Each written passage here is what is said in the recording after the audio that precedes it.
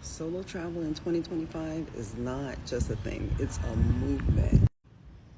So if you haven't taken your first solo trip, let me put you on. First of all, you don't have to wait around for flaky friends because everybody got excuses, right? And if you wait for them, you'll never go anywhere.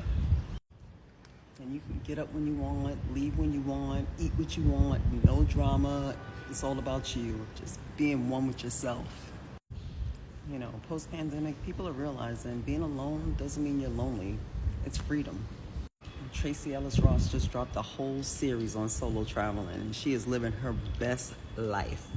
She's on to Morocco and Mexico. She's out here making solo travel look like a luxury lifestyle. If you haven't booked your first solo trip yet, just go ahead and do it. Don't wait for anybody. I'm going to tell you a little story. Me and my girlfriend were out one night in Los Angeles, and we were talking about travel. She's like, you travel all the time. I want to travel. I'm like, okay, let's go to Bali. So we'll take a trip to Bali.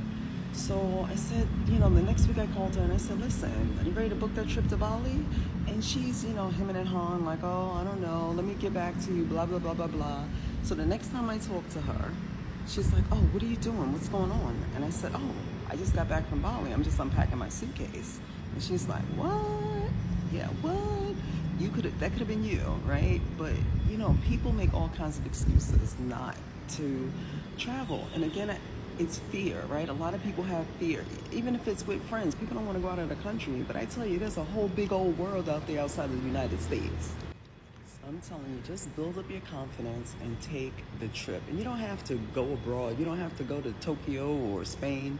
If you live in the United States and you live in a city, take a trip to the next city over for a weekend just to see how you feel, if you're comfortable with it. Stand in a hotel room by yourself, going to dinner by yourself. And if not, you're very close to home. You could just get up and go.